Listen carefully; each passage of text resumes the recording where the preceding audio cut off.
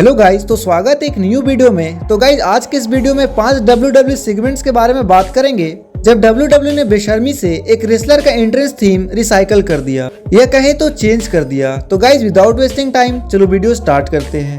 Number 1, Man Mountain Rock and draws Prince Albert use the theme rock on.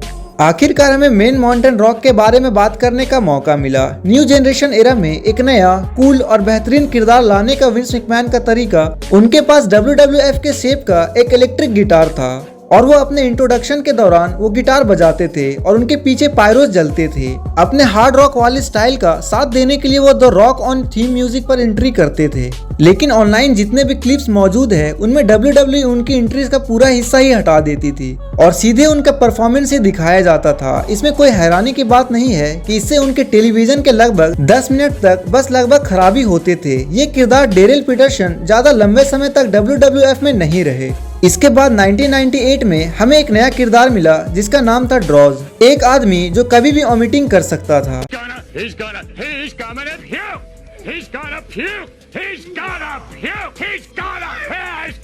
जब उन्होंने ये बताया कि ड्रॉज को अल्कोहल प्रॉब्लम्स उनकी वजह से ही हुई थी तो वो एक हील बन गए, जिसके बाद उन्होंने अपना एक अलग स्टेबल बनाया जिसमें बाकी लोगों की जिंदगी जीने का तरीका भी बिल्कुल उन्हीं तरह ही था, जिसमें body piercing artist Prince Albert भी शामिल थे। उनके पहनावे की वजह से इसमें कोई हैरानी की बात नहीं थी कि WWF ने इस थीम म्यूजिक को इस टैग टीम के लिए रिसाइकल किया था।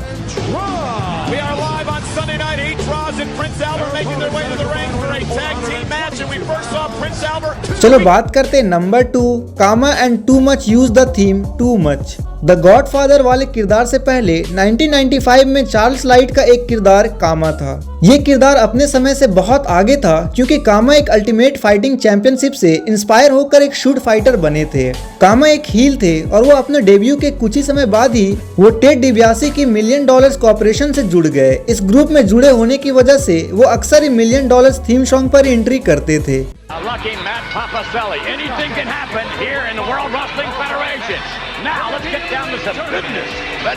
लेकिन बाकी समय वो अपने थीम सॉन्ग पर एंट्री करते थे।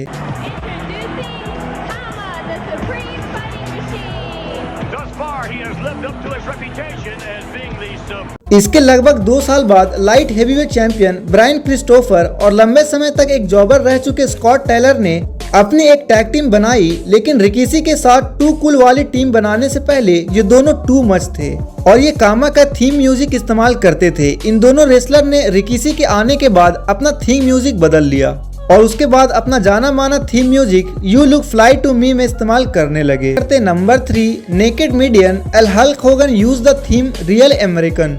मिनिस्ट्री ऑफ डार्कनेस जैसे एक बेहतरीन स्टेबल का हिस्सा बनाने के बाद WWE क्रिएटिव टीम मीडियन के लिए कई सारे किरदारों में से एक अच्छा किरदार चुनने में बहुत कोशिश कर रही थी। जब उन्होंने मीडियन को एक स्टिकर का किरदार दिया जो केवल एक थॉम फैनी पैक और बूट्स पहनते थे, अपने रन के आधे से ज्यादा समय तक नेकेड मीडियन अपने मिनिस्ट्री के थीम म्यूजिक फॉलोअर पर ही एंट्री करते थे, जो एक समय पर द इको लाइट भी इस्तेमाल करते थे।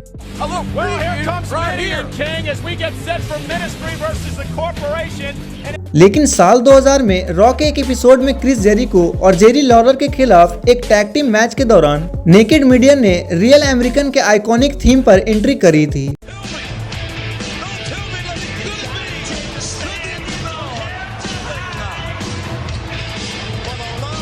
ऐसा लगता है कि विंस मैकमैन अब हल्क होगन की लेजेसी का मजाक उड़ाने की पूरी कोशिश कर रहे थे, क्योंकि उन्होंने पहले पैट पीटरसन और जेरल ब्रिस्को को भी ये थीम इस्तेमाल करने की इजाजत दी दी थी और अब लोअर मिड कार्ड का एक रेसलर भी इस थीम म्यूजिक का एंट्री कर रहा था, जो कि बहुत ही हैरानी की बात थी। तो गाइज ये थे WWE के 3 सेगमेंट जब WWE ने अपने रेसलर्स के थीम सॉन्ग को कम्प्लीटली चेंज कर दिया। तो गाइज ऐसे ही वीडियोस पाने के लिए हमारे चैनल को लाइक, शेयर एंड सब्सक्राइब करके बेल आइकन जरूर प्रेस करें।